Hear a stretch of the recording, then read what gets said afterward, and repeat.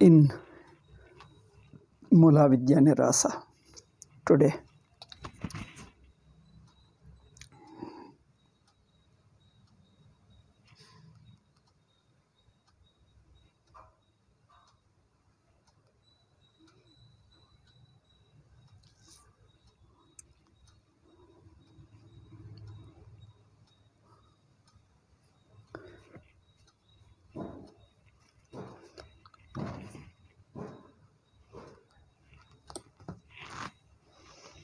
So,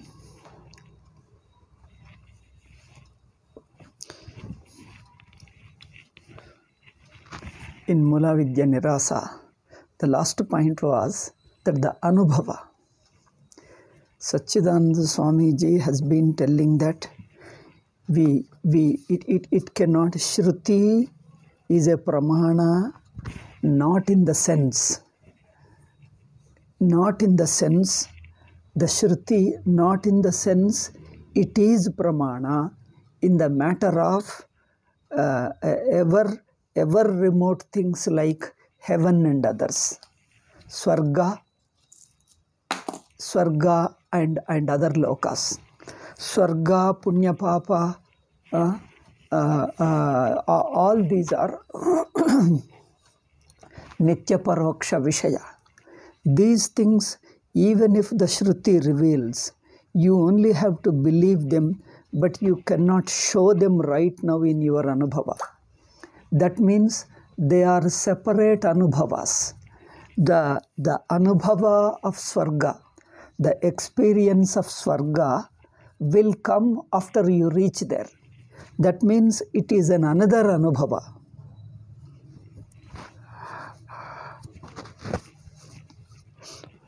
It is another Anubhava, a separate Anubhava that is yet to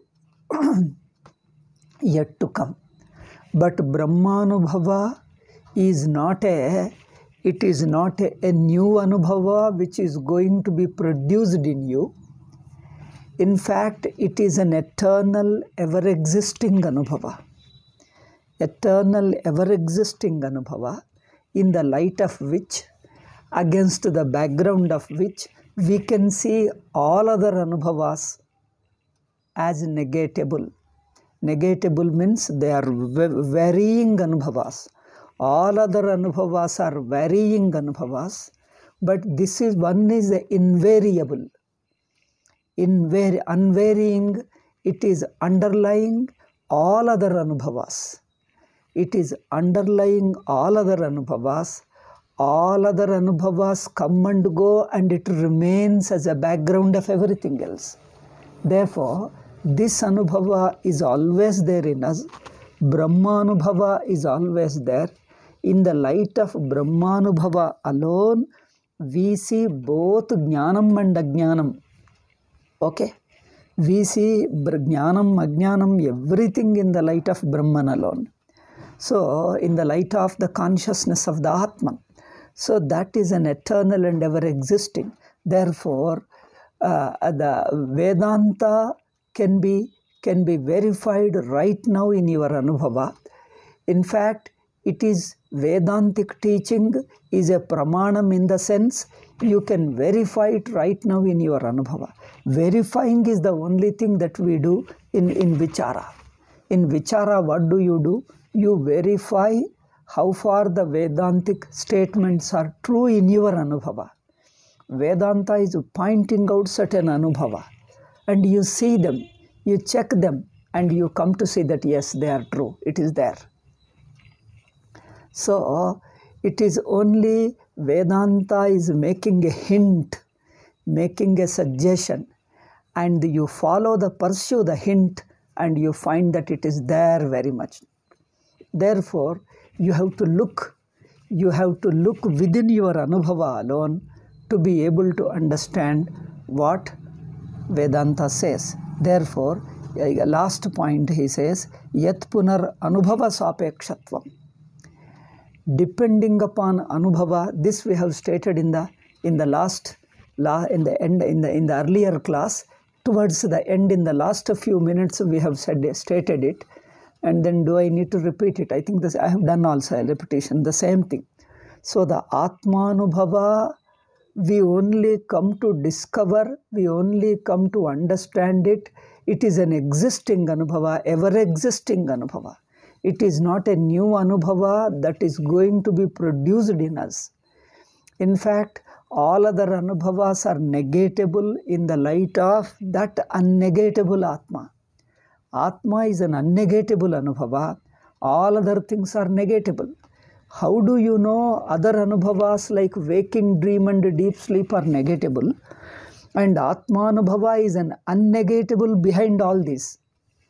You come to know other Anubhavas of sense organs, mind and intellect and all other Anubhavas are negatable only in the light of this unnegatable Atma. Unnegatable Anubhava called Atma. So Atma is an unnegatable Anubhava. Only against that background you see everything else is negatable. So if Atma Anubhava was not already an existing Anubhava, see, if Atma Anubhava were not already a self-existing Anubhava, you would not know these negatable Anubhavas as negatable. Like the sense and sensory experiences, and then emotional experiences, intellectual experiences, or even yogic experiences. All these various experiences at the level of sense organs, mind, intellect, and then what you call yogic experiences, all this. Or even waking and dream also, even waking, dream, etc. Anubhavas also, universal Anubhavas. All these Anubhavas are negatable. How do you know that they are negatable? See, you can know they are negatable, they are variable only against the background of Atmanubhava. If Atmanubhava itself is a new Anubhava, is yet to come. If it were not already existing Anubhava, you would not be able to know the Atma, because you would not be able to negate these negatable Anubhavas. The negatable Anubhavas can be understood as negatable only against the background of unnegatable, that is yourself. That is Brahmanubhava. Brahmanubhava is an absolute one and unnegatable Anubhava. Only in contrast with that, only in contrast with Brahmanubhava, you can negate all other Anubhavas. Okay? All other Anubhavas of sensory Anubhava, emotional Anubhavas, sensory experiences, emotional experiences, intellectual experiences, or even other yogic experiences, or even universal experiences like waking and dream and such others, all these things are negatable because they are varying. They can be negated. How do you know they are negated? They are negatable because against the background of unnegatable Brahmanubhava. So Brahmanubhava is there already a reference point. Without that you would not know. Okay, therefore knowing the varying Anubhavas, negatable Anubhavas as negatable is possible only by contrasting with Brahmanubhava. Okay? Only by contrasting with Brahmanubhava, we know that all these Anubhavas are negatable. Okay? That means you already have a Brahmanubhava as a reference point. How do you know? It is there, self-existing, ever-existing, self-existing in everybody's. If such an Anubhava is already there, then what is knowledge here? Then what is Jnanam? Here, that ever-existing Anubhava is mixed up, is imposed by the other tentative imposed Anubhavas, negatable. See, other negatable Anubhavas like waking and dream and bodily level Anubhavas, sense organ level Anubhavas, mind level Anubhavas, all these Anubhavas are imposed upon Atma. Imposed in the sense they are sitting in the place of Atma. They appear to be unnegatable. That is the thing. This, you see, we have sense organs and we experience them. I experience that I am a knower, I am a thinker, I am a seer, I am an experiencer. So the sense of individuality, the experiencerhood I have, the karta bhokta I have, this kartrutvam bhoktrutvam appears to be sitting in the place of eternal Atma and appears as if itself is eternal. Abba, this is a big problem.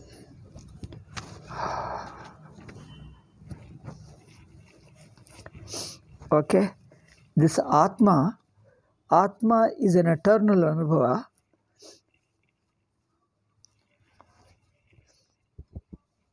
So, the eternal Anubhava is a self-evident. Therefore, what is non-eternal, what is varying, what is changing can be understood in the background of that eternity, which is self-evident. Therefore, if it were not self-evident, you would not know what is really self-evident. You would not know these negatable Anubhavas as negatable. Therefore, it is there, Anubhavanusari, Anubhava is required. That means Anubhava has to be taken into consideration in understanding the truth. So we are only correcting wrong Anubhavas, that's all. The wrong Anubhava, wrong means the tentative Anubhavas, the variable Anubhavas like the Anubhava, sensory Anubhava, mental, emotional Anubhavas, intellectual, yogic Anubhavas, or even universal experiences like waking and dream. We end up taking waking as natural, as real Atma. Okay? And then we take up that the sensory Anubhava as real Atma. And then the emotional Anubhava, mind, intellect, all these are real. Real means all these are my real nature, my eternal. They are not eternal. They are not self-existing. In fact, this Atma alone is self-existing. The self-existing nature of Atma is imposed upon these Anatmas. Anatma means these non-Atma experiences, non-eternal experiences, these variable experiences are sitting upon the Atma. Sitting means they are appearing in place of Atma, and they appear as if they are eternal, as if they are self-existing. In fact, they are not self-existing, but they pose as if they are self-existing. All that we need to do in Vedanta Vichara is this individuality, that I am knowing, I am a knower, the sense of I notion appears as if it is Atma. But sense of I notion is not Atma, because it is variable. It goes away, but although it goes away, in waking you have a sense of I notion is there in waking state. In dream, this way I notion goes away and another I notion comes. In fact, in deep sleep there is no notion at all. I notion totally goes away in deep sleep, yet I am not able to understand how this I notion is not eternal. Yet I take that I notion alone is eternal. I notion is my real nature. This is the Bhranti, this is the misunderstanding, this is Adhyasa. I notion goes away in deep sleep. It doesn't exist. But I take I notion as me, real me, eternal me. I notion as eternal Atma. And the eternal Atma is covered by the notion, I notion. And the eternal Atma appears as an I notion. I notion appears as an eternal Atma. See, this Anyonya Adhyasa needs to be corrected. Okay? What we need to do is correct this Anyonya Adhyasa, not bring a new Anubhava of Brahmanubhava. He says, you don't have to bring a new Brahmanubhava. Brahmanubhava is an eternal existing Anubhava. Only thing is that the other tentative shadow Anubhavas, the shadows are sitting, or I think Anatma can be called as a shadow, that is better. Anatma is the shadow of Atma. All these shadows, multiple shadows of Atma, are sitting in place of Atma, occupying the place of Atma. They pose to be the real Atma. what we need to do is, the shadows are not real things. Like a shadow of a tree appears like a tree. The shadow of a tree falls in the reflection of a tree. The image of a tree falling in the water appears like a tree only. So you only have to distinguish the real tree from the shadow of the tree. So all anatma experiences are only shadows. So the shadows pose to be the real Atma. And this is where the adhyasa is, the confusion is, samsara is. Samsara consists here alone, in this alone, that the shadow or anatma is shadow, is taken as Atma. The body, mind, sense organs, the sense of body, sense of mind, body, mind, sense organ means the qualities of body, mind and sense organs, and the identity of body, mind and sense organs. I take I am, the I, the sense of I, the notion of I is an identity of body. The sense of I is my identity based upon body, based upon sense organs. My identity based upon sense organs, based upon mind, based upon intellect. Okay, based upon waking state and dream state and etc. So this is a wrong identity I put upon the Atma. This wrong identity is the shadow. Shadow Atma, it is not the real Atma. So all that we need to do is distinguish between this shadow Atma and the real Atma. Shadow Atma is a shadow, it is false, it is not real me.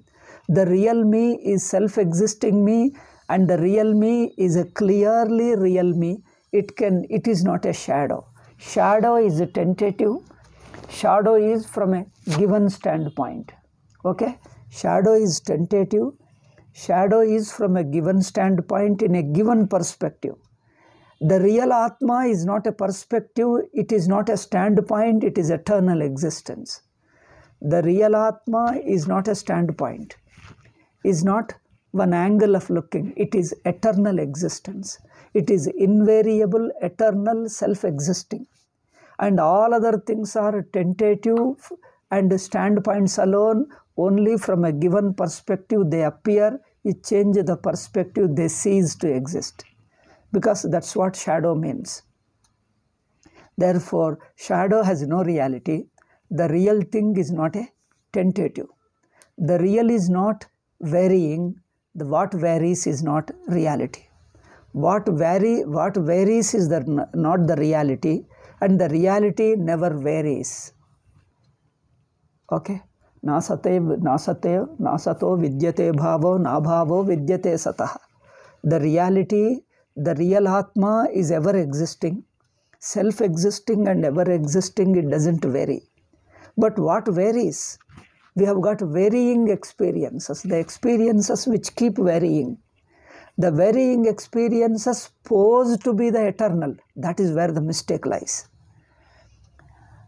Okay, my identity based upon body, my identity based upon sense organs, based upon mind, based upon intellect, based upon waking, dream and all these states, this identity is a false identity. It is varying, it is changing, it is going away, yet I take them to be real and eternal. So this is the mistake, an instinctive mistake. Nobody committed the mistake. You find yourself in the mistake, that's all. You only find yourself in it, and you have not cultivated it, you have not developed it, you have not consciously willed it. You have no will, note it. Regarding adhyasa, you have no will. Your will has not made the adhyasa. Your will is not going to change the adhyasa. Note it. Avidya is adhyasa. Adhyasa is avidya. Avidya, you have not made it. Neither you have inherited nor you have made it. You have no choice. It is a choiceless. Okay? Choiceless in the sense, your choice doesn't work here. Your choice doesn't work. Your free will doesn't operate. It is not available for your free will to get rid of it. Adhyasa, avidya, as long as you are within adhyasa, as long as you are jiva, adhyasa is choiceless. Okay? As long as you are jiva, as long as you are a samsari, as long as you are in ajnana state, the adhyasa is choiceless. Because adhyasa, you have not made it. You find yourself in adhyasa. Therefore, it is not available for your grip. That's why Shankaracharya told karma cannot remove adhyasa. Karma means will. When Shankaracharya says karma is not the means of moksha, he only says willpower is not the means of moksha. Will cannot remove. By your willing, you can't remove your samsara. Because samsara is due to adhyasa, an instinctive error. That instinctive error, you have not made it by your will. Therefore, by using the will, you have not brought in. By using the will, you can't remove it. Because it is not available for will. Therefore, in a sense, it is choiceless. In a sense, it is choiceless. That means your will can't remove it. That's why we say adhyasa is anadi and swabhavika. Naisargikaha, Shankaracharya says. In adhyasa bhashya, anadi naisargikaha. It is naisargika. Have you understood what naisargika means? Naisargika means this. It is so instinctive. Adhyasa is not between body, mind, sense organs and Atma alone. The entire world is adhyasa. The adhyasa extends to the entire world, entire waking state, entire state. Therefore, the entire anatma, the whole world is a shadow of Atma. Not only my body, mind and sense organs. It extends beyond my body, mind and sense organs. Note this. This is important point. Regarding the nature of adhyasa, the difference between Shankara and post-Shankarites. Post-Shankarites say body, mind, sense organs alone is adhyasa. Okay? Anyway, this we are going to discuss in Mula Vidya Nirasa, 2nd chapter onwards in detail. But briefly I touch here. They say that body, mind and sense organs alone are adhyasa. The world is not adhyasa. See, this is a strange point. World is not adhyasa according to post-Shankarites. Sachidananda Swamiji, in keeping with Shankaracharya, says adhyasa consists not only in the imposition of body, mind and sense organs and facing a world. I stand as an individual and face the world. They say your individuality alone is adhyasa and the world is not adhyasa according to them. But Shankara say, according to Panchapadikakara, world is not adhyasa. Only body, mind and sense organs alone is adhyasa. You listen to the Mula Vidyavadis, they say, the whole world is not adhyasa, only body, mind and sense organs. But when if you see what Shankaracharya says, body, mind and sense organs are adhyasa, but the extension of adhyasa is the entire world. Because the world is visible only when you have the body, mind and sense organs. When you have no body, mind and sense organs, the world is not visible. So world comes into visibility, comes into experience along with your body, mind and sense organ. Therefore, world is also equally adhyasa like the body is, body, mind and sense organs. They are together as one adhyasa. The entire universe is one adhyasa upon the Atma. Okay? So not only subject is adhyasa, object is also adhyasa. Subject, object put together as one block. In fact, subject, object are like two sides of the same one paper. One paper has two pages, the world and the individuality. Individuality is one side of the paper and the another side of the paper is the world. So you can't separate them from a paper. You take a paper, one side is the individuality, other side is the world. World and individuality are not two things. They are only two sides of the one paper sheet. Okay? One sheet of paper. Therefore, entire thing is anatma. Entire is adhyasa upon the Atma. Therefore, world you can't remove with your will, nor by imagination. By imagination you can't get rid of the will. By the control of a thought you can't remove the world. Control of the thought means by holding a thought. Forcibly holding a thought is a matter of will. By will you can hold on to one thought. By holding to one thought, you can forget other thoughts tentatively. So by forgetfulness, you can't get rid of the world. Okay? That means you can't will. With your will, you can't remove the world. You can't remove your individuality, because as an individual, you use the will. As an individual, you use the will, but with will, you can't get rid of the individuality as well as the world and the individuality is facing. Okay? Therefore, world you can't handle. It is anadi adhyasa. It is instinctive and it is instinctive experience, not available for your will, operation of will. You can't direct your will to adhyasa and remove the adhyasa. That's why karma cannot remove avidya. Avidya is instinctive misunderstanding, the instinctive error, instinctive notion, an erroneous notion which is instinctive. This instinctive erroneous notion is not available for your will. Neither your will has brought it, nor your will can remove it, because the will itself is within the adhyasa. It is within the adhyasa. Therefore, the individual has a will. Therefore, the will can't apply it to your own sense of individuality and to the perception of the world. Okay? Therefore, it is swabhavika, instinctive adhyasa. But by watching, by observing, by examining within yourself, you can find another anubhava level, an unnegatable, invariable anubhava. It doesn't vary, it doesn't change, it doesn't go away. So there is an unnegatable anubhava. So when you look at that unnegatable anubhava, in that unnegatable anubhava, this world ceases to exist, because world doesn't exist apart from that unnegatable absolute anubhava. So therefore, adhyasa can be corrected. Adhyasa, the instinctive error, can be corrected.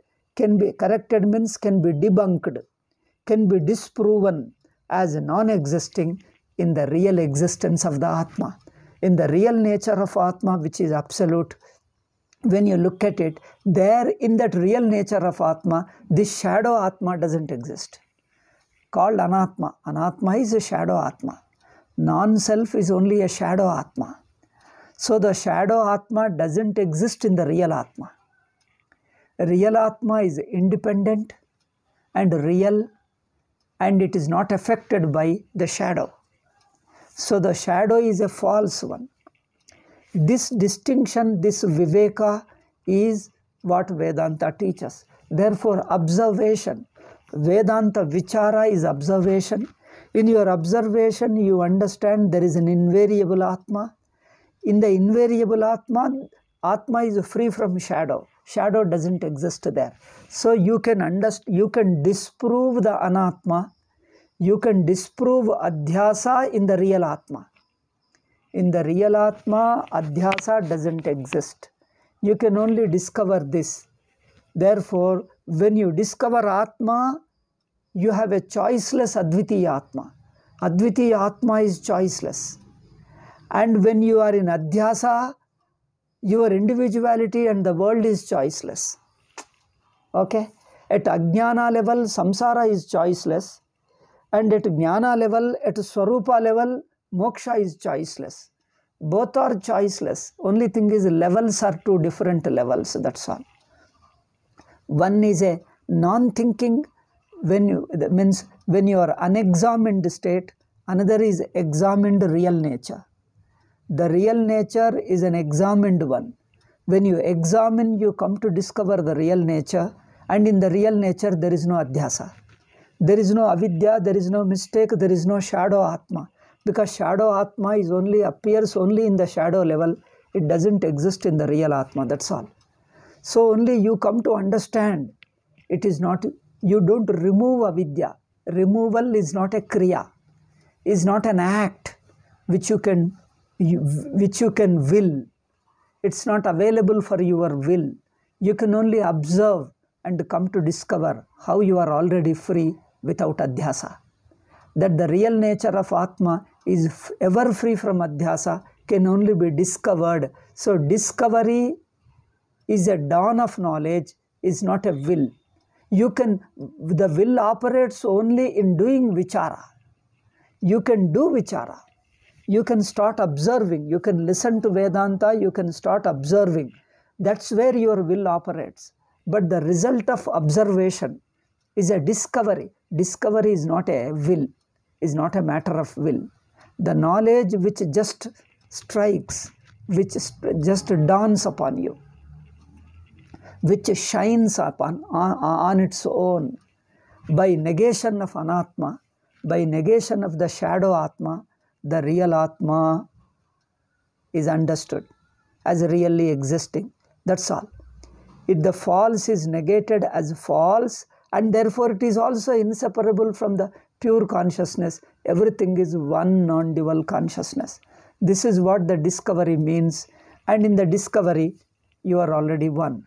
Therefore, the world, the adhyasa or avidya or dvaitam, all this whatever you say, is not there. You can only understood how it is not there. That means only jnana can remove ajnana, karma cannot remove. Karma means will, jnana means understanding. You can understand how you are free from dvaita, how you are free from adhyasa, you can understand. How adhyasa is false, you can understand. So you can only understand that you are free from adhyasa, free from duality. But you can't remove when you are experiencing duality or experiencing adhyasa, you can't remove it by your will. Will doesn't work there. That's why karma cannot remove, jnana alone can remove. This is what Shankaracharya means. Vedanta says that jnanam alone removes not karma. But this doesn't imply that jnanam is something a removal. Jnanam is not a remover. Jnanam is not a will that it removes something. It is not a remover of anything. It only helps you to discover how you are already free from adhyasa. It doesn't remove anything. Removing is an action. Jnanam is not an action, is not an act. Because it doesn't bring about any effect in it. Jnanam doesn't produce any effect. Jnanam only helps you to discover you are already free. Okay? Jnanam is only discovery, understanding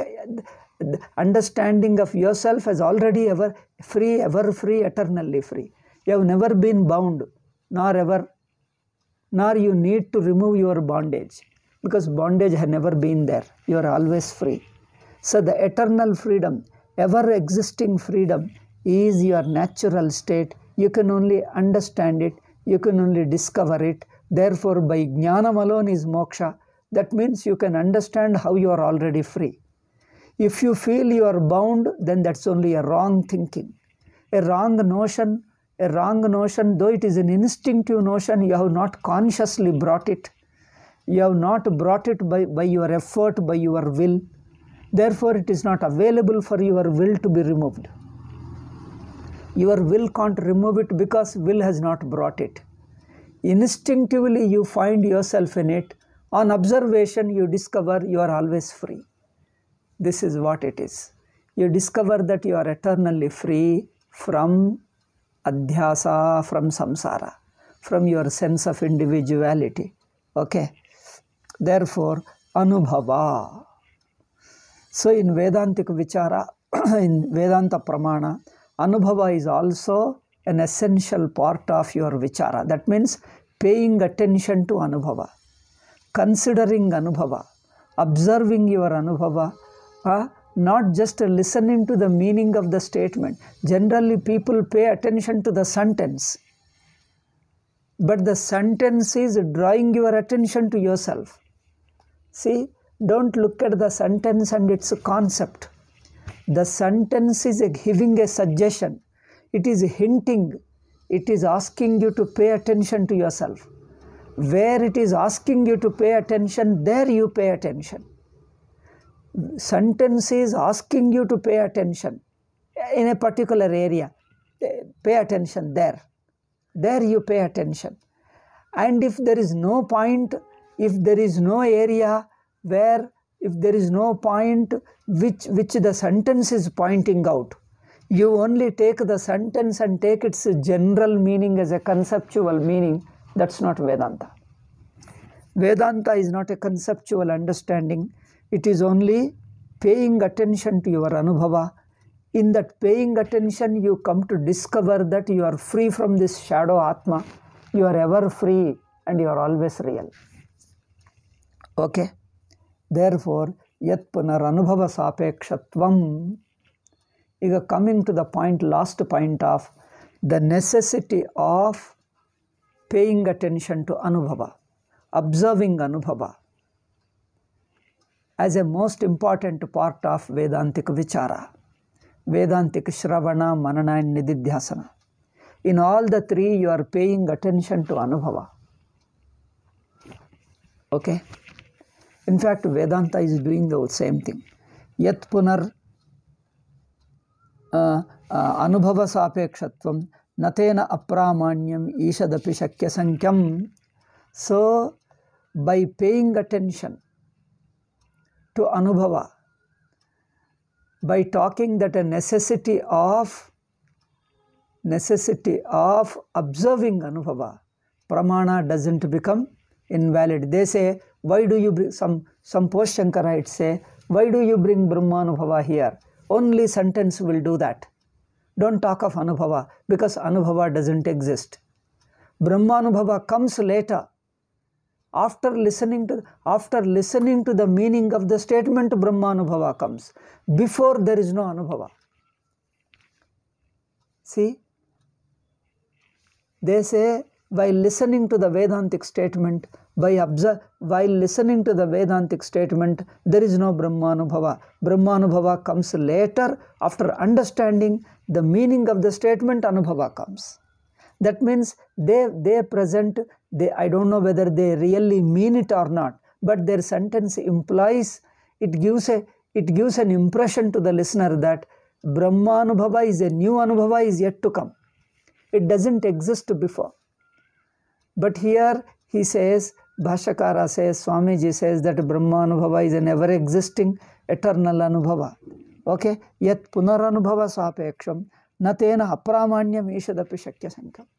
That you depend upon Anubhava for Vichara doesn't make Shastra Pramana invalid. That means Pramana is pointing out to your Anubhava. You can only look towards your Anubhava. Look to Anubhava while listening. While listening, look to Anubhava. Pay attention to Anubhava. Within the Anubhava alone, you can examine which is a real Atma, which is a shadow Atma. And debunk the shadow Atma is not you.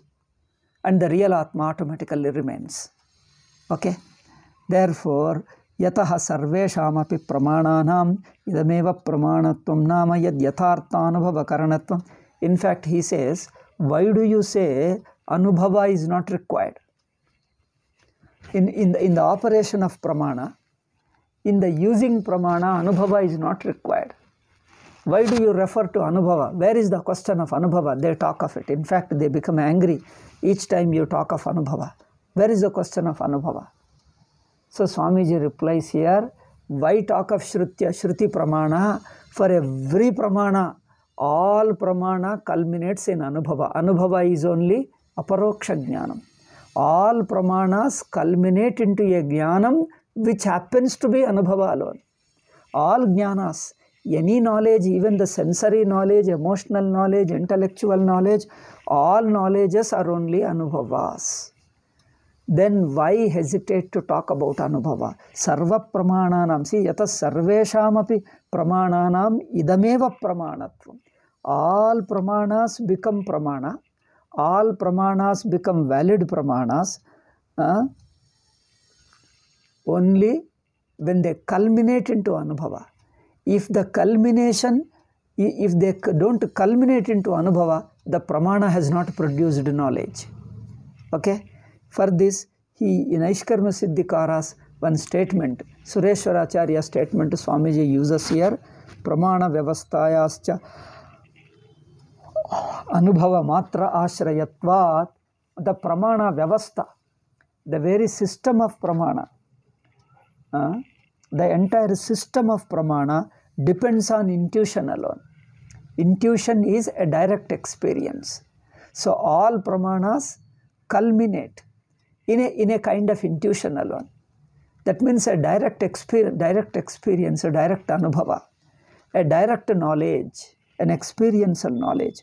All Pramanas will only produce, will culminate in producing a knowledge. The knowledge which is not a speculative, not conceptual. Every Pramana produces a knowledge which is a direct Anubhava. Therefore, nahi Atma Vijnanasya Phalaparyantatvat. Another quotation, Sutra Bhashya. Atma Vijnanasya Phalaparyantatvat natad Vishayasya Shastrasya Pramanyam Shakyam Pratyakhyatum. See, Atma Jnana. Atma Vijnana is only results, it results in Phalaparyanta. It results in Anubhava. Atma Jnana is not a theoretical. You can't have a theoretical, conceptual or indirect knowledge. Theoretical knowledge, conceptual knowledge. There is no theoretical or conceptual knowledge. It is a direct experience alone.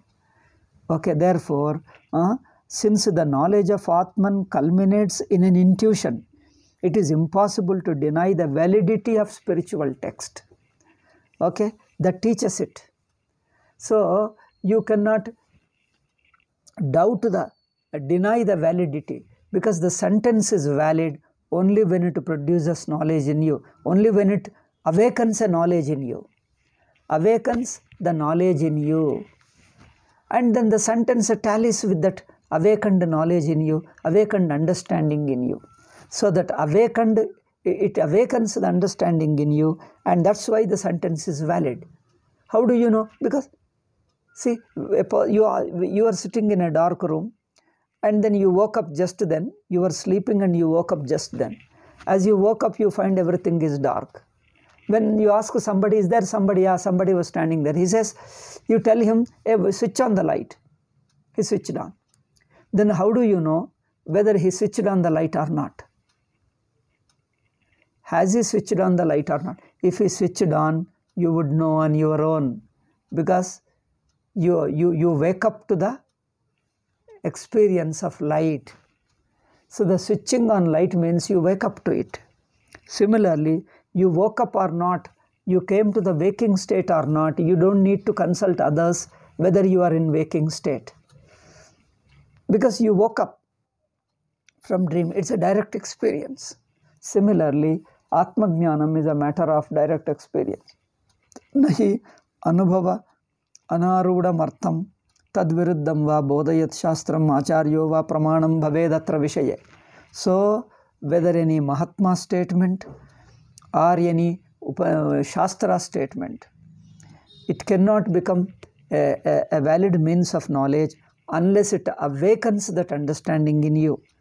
Anubhavavasanatvat Shastracharya Upadeshanam, because their purpose is only to awaken in you. Their purpose is only to awaken an understanding in you. If it doesn't awaken, then Shastra has no meaning.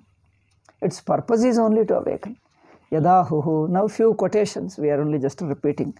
What has to be said is said, only we clarify further with the help of a few quotations. Agamat darshanam purvam agamacharyato matihi trayanamapi sanganat shastrat charyatmanam sthiram. A universal intuition exists already before the teaching begins, and the intuition of understanding.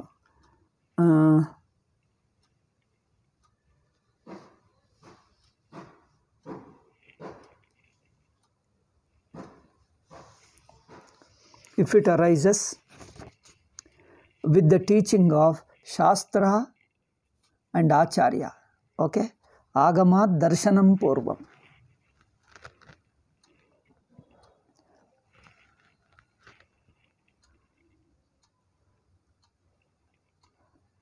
Agama, that is a teaching.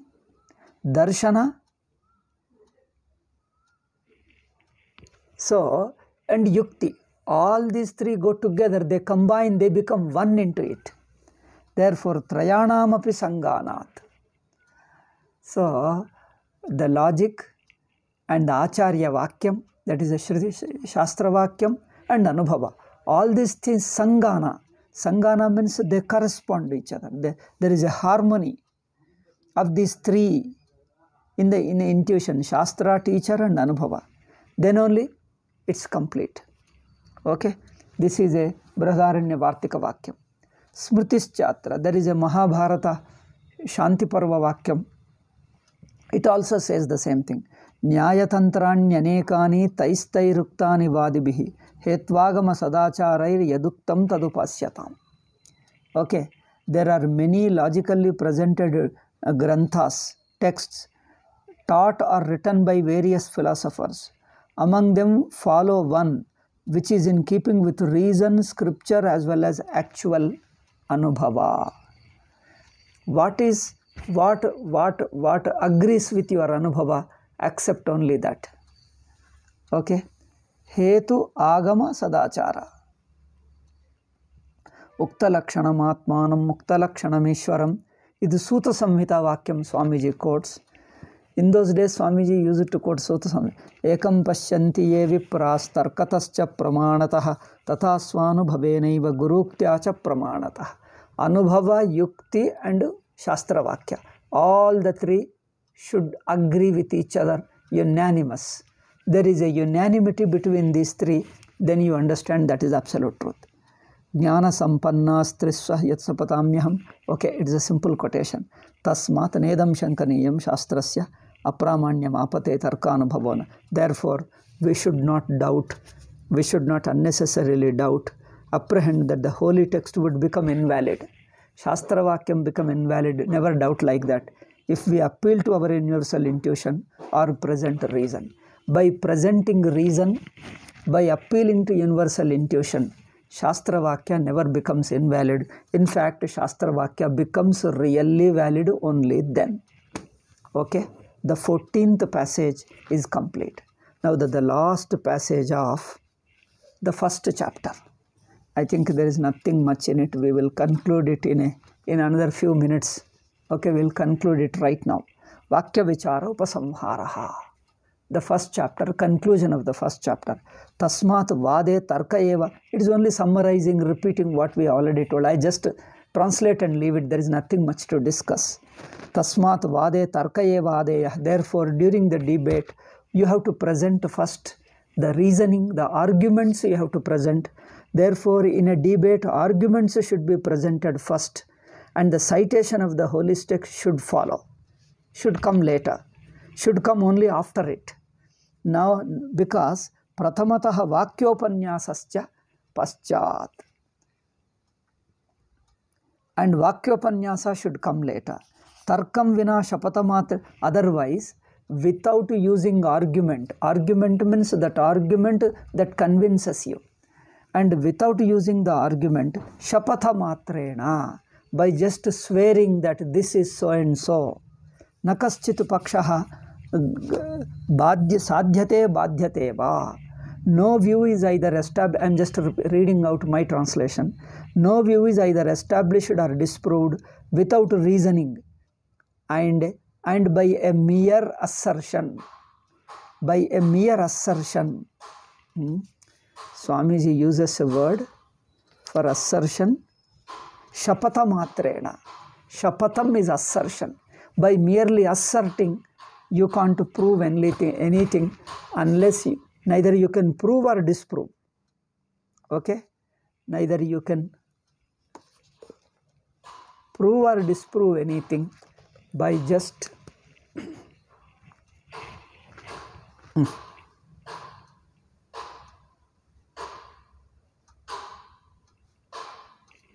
by simple assertion without showing the reason how it is valid. Okay. Therefore, if a person expects itaha pratita yashasamapi tirthadrisham pavitratamanam api granthanam va namagrahana matrena prativadivaak stambana prayatanam swapakshasya yukyanubhava bhashyata prakatanameveti siddham. If a person just taking the name of a very popular great acharya, well known in the society, very popular saint or acharya or guru, taking the name of a guru, or you bring a quotation of him in his name, and then you ask him to, you expect the person to accept it because he is said by so and so great. Just by quoting a person's, citing a statement of some great man and ask us to accept it, whether it is reasonable or not. Don't question it. Don't question it. If somebody expects that, then that discussion is not a discussion at all. That is only imposing. So I just read out the translation. If a person expects his opponent to shut his mouth and accept his assertion blindly, just because he quotes a statement of a holiest text, or takes the name of an eminent acharya, an eminent great acharya in the last century, who is world famous guru, world famous acharya, just by taking a great acharya of Shankaracharya, Ramana Maharshi, or Ramakrishna, or any other acharya, if you just because you take a name of a person and you can't expect the other person to shut his mouth because I have cited the name of a so and so person. If this is not a debate, because you have not convinced anything, you have not explained anything, you just brought a quotation and then took the name of a person and you are supposed to accept. Shut up and accept. And if somebody says like that, this is not, and obviously is betraying his view to be devoid of any support of reason as well as intuition, because it is devoid of any intuition and devoid of reason. So it is not valid. You can't expect the person to accept it. Then if somebody expects that, then that is not a discussion at all. It only shows that he has no reasoning and he has no anubhava to point out. He is only asking us to blindly accept somebody's statement. Ittam samanyato darshitaha samayabandha prakaraha. Thus I have shown in general the commonly acceptable norms about how and when to appeal to a holy text. Let us carry out the discussion according to this norm, according to this method of debate. This established method of debate, let us, in the second chapter onwards, let us proceed with the discussion into the Vedanta, Atma Swarupam and Ajnanam and all that. Okay? Let us follow this norm in our discussion throughout this book. Okay? Ittam samanyato darshitaha samayabandha prakaraha kathayam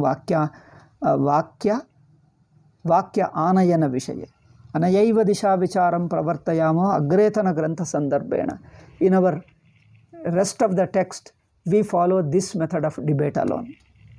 Navayam pramane yatta sankoche shabda pramanya anadara jananeva baddadaraha. See how many pramanas we are not particularly, we are not insisting on how many pramanas are there.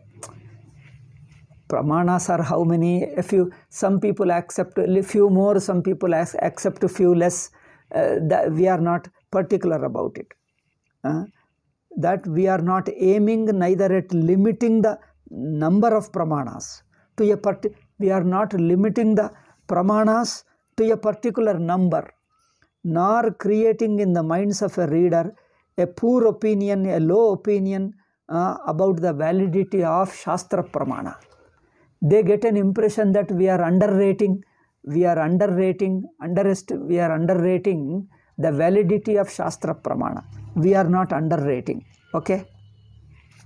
We are not creating a poor opinion.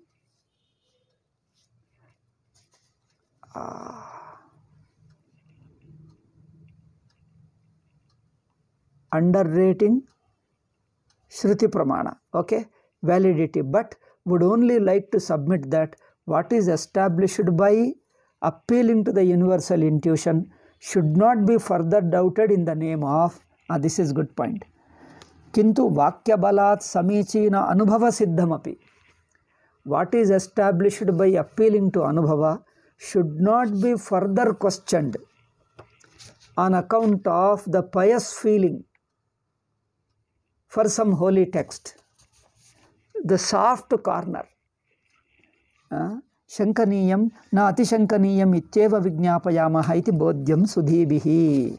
Therefore, by soft corner or some soft feeling towards some guru, some text, just because you have a soft corner for some book or for some guru from some acharya, you can't ignore, you can't neglect the universal intuition. Just because you take the name of some great international acharya, very well-known person, or some book, neither book nor a person should override the universal experience. Universal experience alone establishes the truth. Okay? The truth which is established in your universal experience cannot be further doubted in the name of some text or some guru or some book. Okay?